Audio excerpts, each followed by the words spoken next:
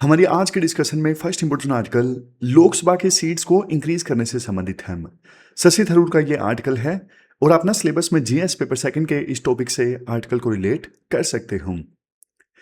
Delimitation का मतलब देखो, आपको पता है, काफी बार हम डिस्कस कर चुके हैं।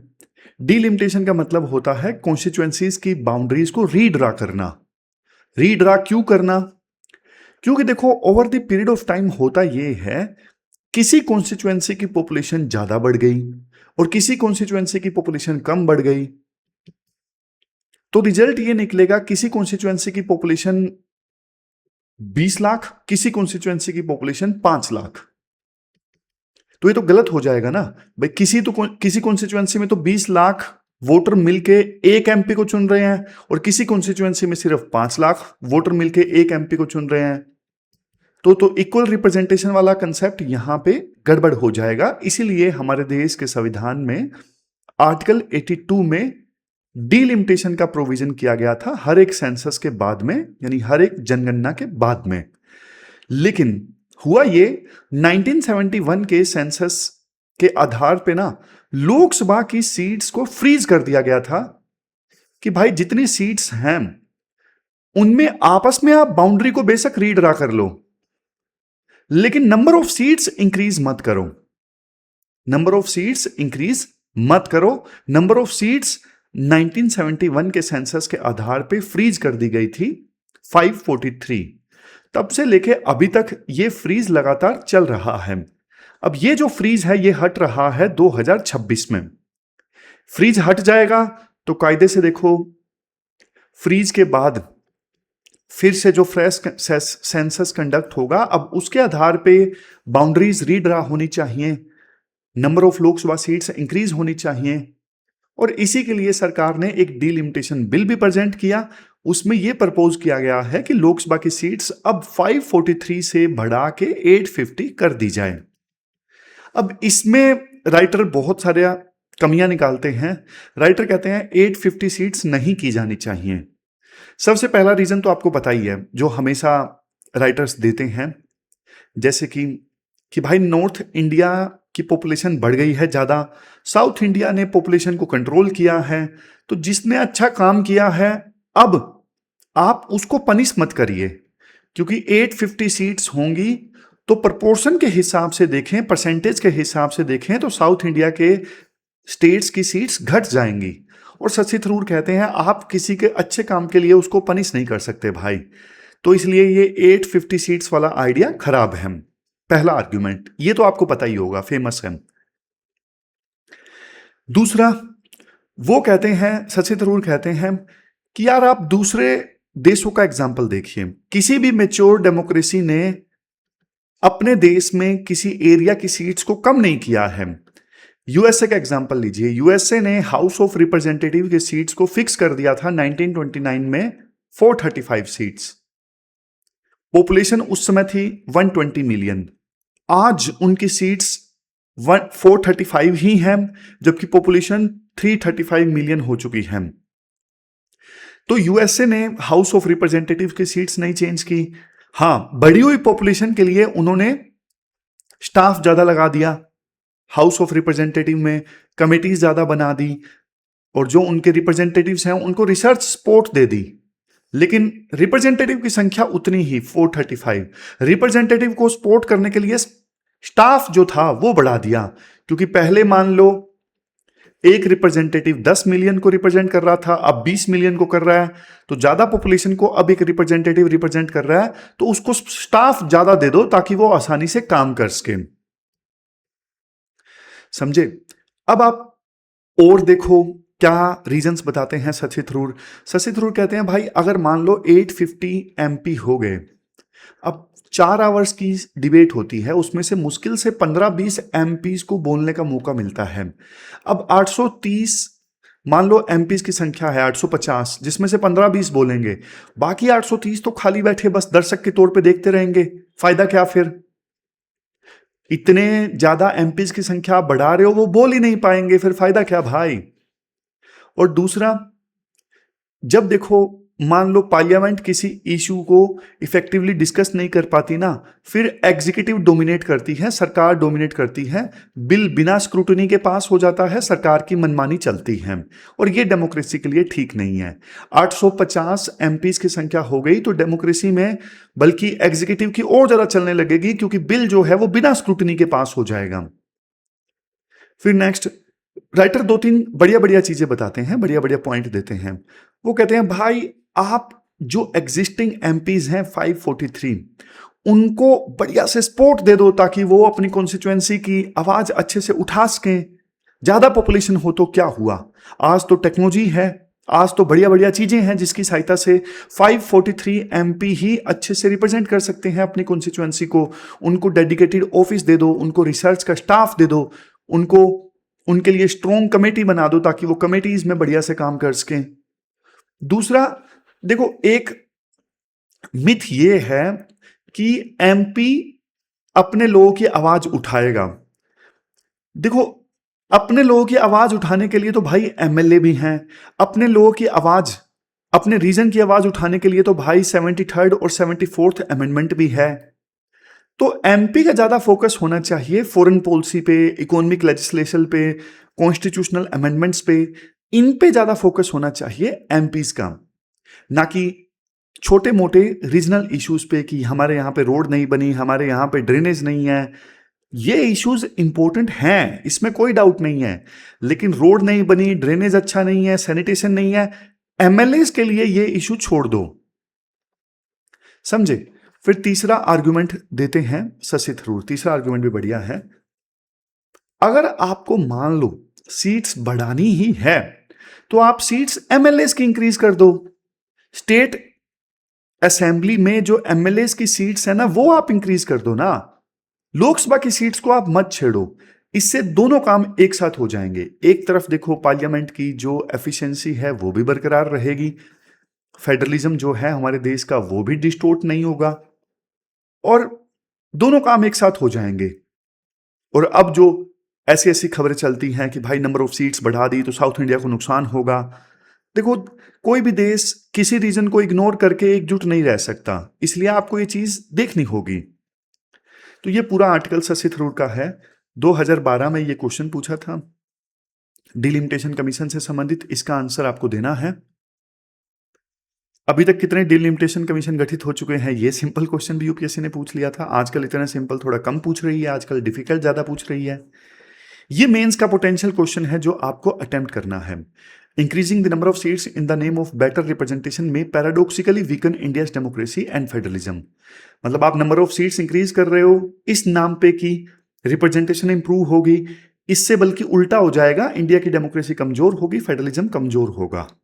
तो इस क्वेश्चन का आंसर आपको देना है, और ये जो कीवर्ड्स हैं आप जरूर यूज करिएगा। अब चलते हैं अगले आर्टिकल की तरफ। इसके बाद नेक्स्ट आर्टिकल देखो, चाइल्ड ट्रैफिकिंग से संबंधित है। आपने सिलेबस में जीएस पेपर सेकंड के इस टॉपिक से आर्टिकल को रिलेट कर सकते हो। आर्टिकल में ना पहले एक बच्ची की स्टोरी बताई जाती है।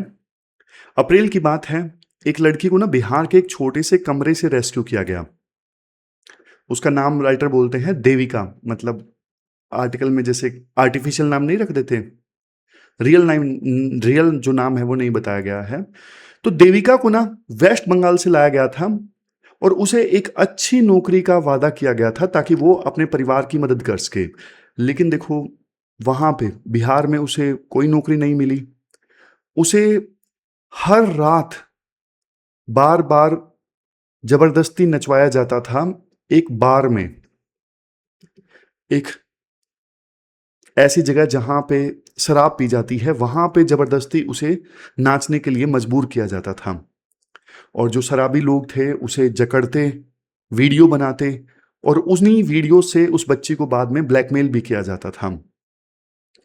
अब आप थोड़ा पीछे चलो 2013 में। 2013 में ना जस्टिस वर्मा कमेटी बनी थी निर्भया केस के बाद में, और जस्टिस वर्मा की कमेटी के सामने ना एक ट्रैफिकिंग सर्वाइवर ने गवाही दी थी। वो लड़की भी देखो एक गरीब परिवार से थी और उसे दिल्ली में ना नौकरी का झांसा देकर बुलाया गया था। ट्रेन में बिठाया गया, प्लेसमेंट एजेंसी को बेचा गया और फिर लगातार रेप और वायलेंस का शिकार उस लड़की को बनाया गया। आप यहां पे पैटर्न देखिए, 10 सालों से ज्यादा का समय बीत गया, 2013 से लेके आज तक, लेकिन स्क्रिप्ट आज भी सेम की सेम है।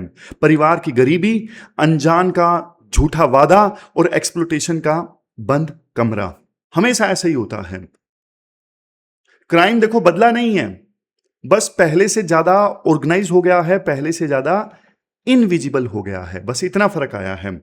अक्सर लोग ये सोचते हैं कि ट्रैफिकिंग का मतलब बस किसी को किडनैप करना है। नहीं भाई, लॉ के मुताबिक ट्रैफिकिंग एक पूरी चैन है। पहले रिक्रूटमेंट की जाती है, ट्रांसपोर्टेशन किया जाता है, फिर सामने वाला उस पर्सन को जिसको ट्रैफिक किया गया है उसको रिसीव करता है, फिर उसका एक्सप्लॉयटेशन स्टार्ट होता है।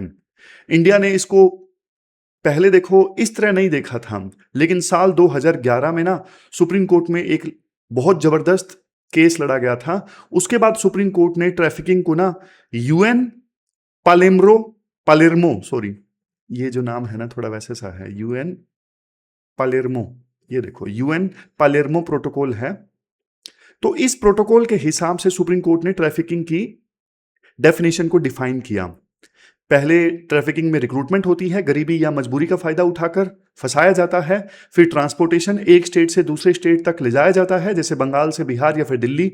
फिर उस पर्सन को अपने पास छुपा के रखा जाता है, रिसीव किया जाता है, फिर उसका एक्सप्लॉयटेशन होता है, यानी सेक्सुअली अब्यूज किया जाता है या फोर्स्ड मैरिज करवाई जाती है।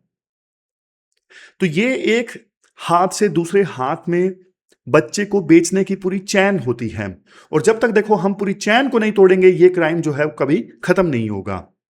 वैसे कहने को देखो हर साल 30 जुलाई का जो दिन है, यानी आज, ये world day against trafficking in persons के रूप में मनाया जाता है। लेकिन आप कुछ फैक्ट्स देखिए, ग्लोबल स्केल पे देखिए, ट्रैफिकिंग के टोटल आइडेंटिफाइड विक्टिम्स कितने हैं? 1,02,027।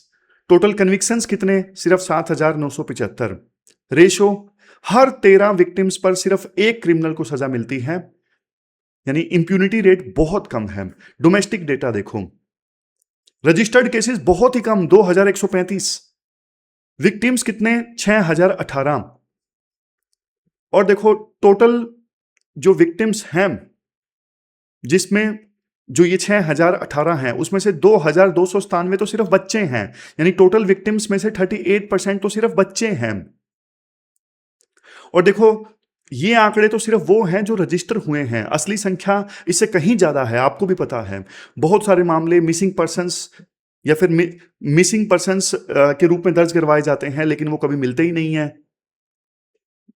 अगर हम लीगल आर्किटेक्चर की बात करें तो इंडिया के पास देखो लॉ की कमी नहीं है। हमारे पास में संविधान का आर्टिकल 23 है जो ह्यूमन बींग्स के ट्रैफिकिंग पे टोटली रोक लगाता है। भारतीय न्याय संहिता है, भारतीय न्याय संहिता का सेक्शन 140 से लेकर 144। पोक्सो एक्ट है जहां पे चाइल्ड विक्टिम्स को स्पेशल प्रोटेक्शन का प्रोविजन किया गया है।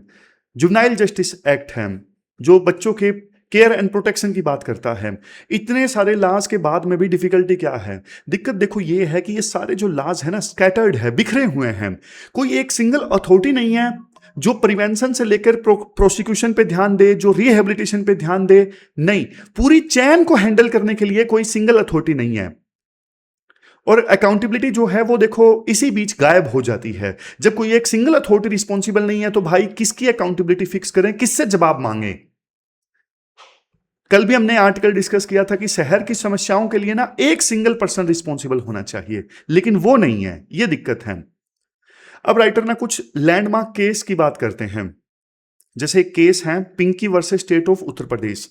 अब इस केस में ना सुप्रीम कोर्ट ने ये ऑर्डर दिया था कि ट्रैफिकिंग के जो ट्रायल्स है ना वो फास्ट ट्रैक होने चाहिए, और जिन बच्चों को रेस्क्यू किया गया है उनको तुरंत स्कूल में वापस एडमिशन दिलवाया जाए, और सर्वाइवर्स को कंपनसेशन उनको अधिकार के रूप में मिले कि भाई स्टेट हमारी ट्रैफिकिंग नहीं रोक सकी, अब हमको कंपनसेशन मिलना चाहिए, ये हमारा राइट है। फिर दूसरा case Prajwala versus union of India case. इस केस में ना सुप्रीम कोर्ट ने विक्टिम प्रोटेक्शन प्लान को मैंडेट किया था कि फैसले में साफ कहा गया कि रिहैबिलिटेशन और री इंटीग्रेशन ये दोनों जस्टिस का कोर पार्ट है ऐसा नहीं कि एक बार रेस्क्यू कर लिया गया तो अब सोचा जाए कि भाई अच्छा कंपनसेशन दिया जाना है चाहिए या नहीं दिया जाना चाहिए, रिहैबिलिटेशन किया जाना चाहिए या नहीं किया जाना चाहिए। नहीं, ये कोर पार्ट है जस्टिस का। और देखो एक चीज, ट्रैफिकिंग को भाई सिर्फ पुलिस नहीं रोक सकती, इसमें कई सारे गवर्नमेंट डिपार्टमेंट्स को मिलकर काम करना होगा, पुलिस को, लेबर को, एडमिनिस्ट्रेशन को, रेलवेज को, लोकल पंचायत को, सबको। और ना सिर्फ ये होल ऑफ गवर्नमेंट अप्रोच बल्कि होल ऑफ सोसाइटी अप्रोच भी होनी चाहिए। Family, community, civil society organisation, school, इनको भी जागरूक किया जाए ताकि ये ट्रैफिकिंग को रिकॉग्नाइज करें, रिपोर्ट करें तुरंत की तुरंत। फिर देखो सॉल्यूशंस की बात की जाती है। सॉल्यूशंस में देखो सबसे पहला तो यही है, 3 पिलर्स ऑफ रिकवरी। बच्चे को रेस्क्यू करने के बाद ना उसे दोबारा वहीं छोड़ देना सबसे बड़ी गलती है। वो फिर से उसी नेटवर्क का नहीं तो किसी और नेटवर्क का शिकार हो जाएगा। तो उसे स्कूल भेजा जाए, उसे स्किल दिलवाई जाए, अगर एज ज्यादा है किसी स्कीम के तहत उसको लाभ दिलवाया जाए, वेलफेयर स्कीम से उसको जोड़ा जाए। ये पहला पिलर है। दूसरा pillar borderless response. Borderless response मतलब देखो ट्रैफिकिंग कोई बॉर्डर नहीं मानती, इसलिए हमारा रिस्पॉन्स भी बॉर्डरलेस होना चाहिए। इंटेलिजेंस शेयरिंग होनी चाहिए विभिन्न राज्यों के बीच में, ज्वाइंट इन्वेस्टिगेशन होनी चाहिए। अगर किसी दूसरे देश में हुई है ट्रैफिकिंग तो एक्स्ट्राडिशन जल्दी होना चाहिए। एक इंटरनेशनल रजिस्ट्री होनी चाहिए ट्रैफिकर्स की, क्योंकि कोई एक ट्रैफिकर मान लो एक देश में एक्टिव है तो भाई दूसरे देश को भी उसकी इंफॉर्मेशन मिलनी चाहिए, क्योंकि वो आज एक राज्य में, एक देश में ट्रैफिकिंग कर रहा है तो कल को वो दूसरे देश में भी करेगा। फिर है डिमांड साइड डिसरप्शन। देखो ट्रैफिकिंग एक इकोनॉमिक क्राइम है, लेकिन ये चलता किस पे है? प्रॉफिट पे चलता है। तो इसके लिए कॉमर्शियल सेक्सुअल एक्सप्लॉयटेशन रिस्पॉन्सिबल है। तो इस चीज को रोका जाए, इस चीज को कर्ब किया जाए। फोर्स लेबर इसलिए है क्योंकि एम्प्लॉयर सस्ता लेबर चाहती है, इसीलिए ट्रैफिकिंग होती है। तो यहां पे लगाम लगाई जाए। समझ रहे हो? डिमांड है तभी सप्लाई होती है, तो आपको डिमांड को भी एड्रेस करना पड़ेगा, मतलब डिमांड को भी प्रिवेंट करना पड़ेगा कि इस चीज की डिमांड उत्पन्न ही ना हो। तो ये हमने पूरा आर्टिकल डिस्कस किया। ये पोटेंशियल क्वेश्चन आप अटेम्प्ट कीजिए। आज का क्वेश्चन नंबर 2 है। चलते हैं आगे। इसके बाद नेक्स्ट जो आर्टिकल है वो NEET reforms and CBT reforms से संबंधित है। अपना सिलेबस में जीएस पेपर सेकंड के इस टॉपिक से आर्टिकल को रिलेट कर सकते हो। कंटेक्स्ट देखो आपको पता है, 3 मई 2026 को नीट का पेपर लीक हो गया था। कौन कंडक्ट करवाता है नीट का paper? NTA, national testing agency, government body है जो कि कई सारे नेशनल एग्जाम कंडक्ट करवाने के लिए रिस्पॉन्सिबल है, जैसे नीट, जेई, सीयूटी। उसके बाद भाई नीट का पेपर तो दोबारा कंडक्ट हो गया, लेकिन प्रोटेस्ट हुआ, बहुत सारे बच्चों ने सुसाइड कर लिया, प्रोटेस्ट हुआ, एजुकेशन मिनिस्टर को इस्तीफा देना पड़ा।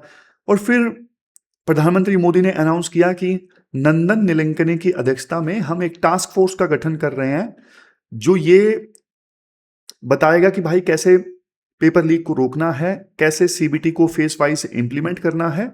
उन सब चीजों के लिए नंदन नीलेकनी कमेटी गठित की गई। अब क्वेश्चन ये उठता है पेपर लीक होते कैसे हैं? देखो पेपर्स को ना फिजिकली प्रिंट किया जाता है, फिर फिजिकली ट्रांसपोर्ट किया जाता है ट्रक से एग्जाम सेंटर्स तक। तो इस पूरे साइकिल में ना कुछ लोग ऐसे जरूर मिलेंगे जो मोरली करप्ट होंगे, जो पैसों के लिए काम करेंगे और पेपर लीक करेंगे, जो पैसा कमाने के चक्कर में। मौके उनको काफी मिलते हैं। प्रिंटिंग प्रेस में कुछ लोग गद्दार मिल सकते हैं, जहां पे पेपर स्टोर करके रखे जाते हैं वहां पे कुछ लोग करप्ट मिलेंगे, पेपर को ट्रांसपोर्ट किया जाता है वहां पे कुछ लोग सील खोल के पेपर देख लेंगे, सेंटर में भी पेपर लाए जाते हैं वहां पे भी डर रहता है कि कुछ करप्ट लोग जो हैं सील तोड़ के पेपर देख लें और उसे वायरल कर दें। वैसे एक ये चीज देखो मैंने आपको पहले भी बताई थी कि सरकार का तो देखो अकाउंटेबिलिटी है ही, रिस्पॉन्सिबिलिटी है ही कि पेपर लीक को रोकना, अच्छे से पेपर कंडक्ट करवाना, ताकि जो लोग मेहनत करते हैं, जो बच्चे मेहनत करते हैं, उनको उसका फल मिले। लेकिन एक अलग एंगल जानते हो क्या है? हमारी सोसाइटी इतनी करप्ट है, मतलब बहुत इंडिविजुअल्स ऐसे हैं जो यार जिनकी वैल्यूज मरी हुई हैं, जिनको सिर्फ पैसा कमाना है, उनको नहीं समझ में आता कि छात्रों का भविष्य इससे जुड़ा हुआ है। इसीलिए तो भाई सोसाइटी इतनी करप्ट है, मोरालिटी नहीं है लोगों में। इसी वजह से तो इतना ज्यादा ताम झाम करने की जरूरत पड़ रही है। एक एग्जाम्पल जो हमेशा मेरे जहन में आता है, यार सोसाइटी इतनी करप्ट है हमारे देश में कि रेलवे में टॉयलेट में जो डब्बा होता है उसको भी जंजीर से बांध के रखते हैं। भाई सोच के देखो, लोग वॉशरूम वाले डब्बे को भी नहीं छोड़ते। एक रेलवे वाला आर्टिकल हमने डिस्कस किया था, तो कुछ आप में से कुछ स्टूडेंट्स ने आंसर भी दिया कि सर ऐसा नहीं है, जो कॉन्ट्रैक्टर है वही गद्दारी कर लेता है और आपने राइटर की बातों पे विश्वास कर लिया। नहीं यार, बेशक कॉन्ट्रैक्टर खुद अपने से गद्दारी करता होगा, लेकिन बहुत सारे लोग ऐसे हैं जो रेलवे में नहीं छोड़ते बेड सीट्स को, नहीं छोड़ते टॉवल्स को। वैल्यूज आप तभी ठीक कर पाओगे जब आप पहले गलती स्वीकार करोगे कि हमारे समाज में गलती है। अगर आप एक्सेप्ट ही नहीं करोगे तो कैसे ठीक करोगे चीजों को। तो सुप्रीम कोर्ट की ना इसमें अब जुडिशियल इंटरवेंशन हुई। सुप्रीम कोर्ट ने यह कहा सरकार को कि यार आपको ना पेपर लीक रोकने हैं तो आपको परमानेंट सेफगार्ड्स अपनाने होंगे। छोटे मोटे मामूली फिक्स करके आप पेपर लीक नहीं रोक सकते। जैसे जब नीट का पेपर लीक हुआ था ना 3 मई वाला, सरकार ने कैसे कैसे कदम उठाए। जैसे कि देखो, एयरफोर्स का इस्तेमाल किया गया पेपर के ट्रांसपोर्ट के लिए। अब हर बार थोड़ा ना ऐसा हो सकता है, आप बताओ हर बार क्या ऐसा पॉसिबल है? नहीं है। तो इसलिए एक सॉल्यूशन हमारे उस समय के एजुकेशन मिनिस्टर धर्मेंद्र प्रधान ने यह अनाउंस किया कि अगली बार से पेपर जो है सीबीटी वाला होगा, कंप्यूटर बेस्ड टेस्ट होगा। लेकिन देखो सीबीटी में भी हमें जबरदस्त इंक्रिप्शन चाहिए, कोई हैक ना कर ले, डेटाबेस की सिक्योरिटी चाहिए, कोई डेटाबेस ना चुरा ले, प्राइवेसी चाहिए, कोई पर्सनल डेटा ना चुरा ले। इवन सीबीटी में भी बहुत सारे चेक हमें अपनाने होंगे। तो सुप्रीम कोर्ट ने यूनियन गवर्नमेंट को कहा है कि आप एक एफिडेविट फाइल करिए और बताइए कि पूरा रोड मैप क्या है रिफॉर्म लाने का एग्जाम पेपर लीक को रोकने के लिए। राइटर कहते हैं देखो, सरकार अब कंप्यूटर बेस्ड टेस्ट करवाने जा रही है तो जाहिर तौर पे इसके फायदे तो हैं। फिजिकली आपको पेपर मूव नहीं करना पड़ रहा, तो पेपर लीक रुकते हैं। और कोई भी पेपर डाउनलोड करता है, बकायदा सब कुछ डिजिटल ऑडिट ट्रेल रहती है, किसने पेपर एक्सेस किया, तो ह्यूमन इंटरफेरेंस प्रोसेस में बहुत कम हो जाती है। और अब तो देखो एआई आ गया है। जैसे मान लो नीट में, जेई में क्या होता है, न्यूमेरिकल्स होते हैं, तो न्यूमेरिकल्स में नंबर्स बदले जा सकते हैं। नंबर्स बदल के क्वेश्चन बदलना बहुत ही ईजी है। और मतलब सेम क्वेश्चन लेकिन नंबर्स अलग, एक में 100 की जगह 200, किसी में 200 की जगह 300, ऐसे नंबर्स अलग से बदले जा सकते हैं। फिर और ये चीज देखो, कंप्यूटर बेस्ड टेस्ट जो है वो डिजिटल इंडिया और technological driven public service delivery से भी अलाइंड है। सरकार बहुत ज्यादा डिजिटलाइजेशन पे फोकस कर रही है। इसमें कंप्यूटर बेस्ड टेस्ट में मल्टी फैक्टर ऑथेंटिकेशन हो सकता है, रियल टाइम बेसिस पे मॉनिटरिंग हो सकती है। अब मान लो 2 घंटे का एग्जाम है, कोई बच्चा 10 मिनट में सारे पेपर को सोल्व कर दे तो पता लग जाएगा कि इसने फ्रॉड किया है। अगर कोई एक एक क्वेश्चन को 2-2 3-3 मिनट में सोल्व कर रहा है तो पता लग जाता है ना। आजकल तो एआई है, एआई से पूरा पैटर्न आसानी से समझा जा सकता है, फ्रॉड डिटेक्ट किया जा सकता है। लेकिन इसमें भी चैलेंजेस हैं। चैलेंजेस क्या क्या हैं? Digital infrastructure gap. अब देखो गांव में, रूरल एरियाज में इलेक्ट्रिसिटी पूरे 24 घंटे नहीं आती, हाई स्पीड इंटरनेट अवेलेबल नहीं होता। अब गांव के बच्चे जो हैं उनको कंप्यूटर चलाना नहीं आता, फर्स्ट जनरेशन तैयारी करने वाले हैं, बाकियों को आता है। साइबर सिक्योरिटी का रिस्क है, कोई मालवेयर घुस गया, रैंसमवेयर आ गया, सर्वर को हैक कर लिया, तो ये सब प्रॉब्लम्स भी हैं। अगर देखो फिजिकल प्रॉब्लम्स नहीं है तो digital problems computer based test के साथ में आती हैं। डेटा प्राइवेसी का भी कंसर्न है, कोई डेटा ना चुरा ले सभी कैंडिडेट्स का, ये सारे कंसर्न्स हैं। मुझे आज भी याद है यूपीएससी में जब मैं फॉर्म भरता था ना, तो मैंने नया नंबर लिया यूपीएससी का फॉर्म भरने के लिए, और जैसे ही फॉर्म भरा तुरंत कोचिंग सेंटर्स के मैसेज आने लग गए। भाई वो नंबर मैंने कभी किसी को दिया ही नहीं, नया लिया है, तो जाहिर तौर पे वो यूपीएससी का डेटा लीक हुआ था। ये भी एक प्रॉब्लम है। तो वे फॉरवर्ड में क्या बोलते हैं राइटर? वे फॉरवर्ड में ये बोलते हैं देखो, जो कंप्यूटर बेस्ड टेस्ट है ना, वो एकदम से एक रात में आप पूरे देश में नहीं इंप्लीमेंट कर सकते। पहले आप इंफ्रास्ट्रक्चर बिल्ड करो। इतने कंप्यूटर भी नहीं है अच्छे कि लाखों स्टूडेंट्स एक ही बार में टेस्ट ले सकें। कई बार ये शिकायतें आती हैं, जैसे एसएससी का जो टेस्ट है वो होता है, उसमें कंप्लेंट्स आती हैं कि किसी कंप्यूटर में माउस नहीं चल रहा है, कोई बहुत स्लो है। तो पहले इंफ्रास्ट्रक्चर अच्छा होना चाहिए। आप साइबर सिक्योरिटी का आर्किटेक्चर मजबूत बनाओ। एंड टू एंड इंक्रिप्शन होना चाहिए ताकि डेटा चोरी ना हो। डिजास्टर रिकवरी मैकेनिज्म होना चाहिए कि कोई अटैक हो गया, डेटा चोरी हो गया तो कैसे रिकवर होगा। डिजिटल डिवाइड को आप ब्रिज करो। गांव के बच्चों को नुकसान नहीं होना चाहिए, शहर के बच्चों को अनफेयर एडवांटेज नहीं होना चाहिए। लीगल रिफॉर्म आप अच्छे से इंप्लीमेंट करो। जो ये लॉ लेके आए हो ना आप चीटिंग को रोकने के लिए, बहुत स्ट्रॉन्ग लॉ है, लेकिन कन्विक्शन होगा तभी इसका फायदा है, तो आप इसको स्ट्रिक्टली इंप्लीमेंट करो। इंस्टीट्यूशनल ओवरसाइट आप रखो। इंडिपेंडेंट ऑडिट होने चाहिए, मतलब बाहर की एजेंसी ऑडिट करे, कमियों को बताए कि भाई ये कमियां हैं, ठीक करो। स्टूडेंट्स की ग्रीवेंसेस को एड्रेस करने के लिए प्रॉपर मैकेनिज्म होना चाहिए। तो ये सब हमें करने की आवश्यकता है। तो ये पूरा आर्टिकल हमने डिस्कस किया।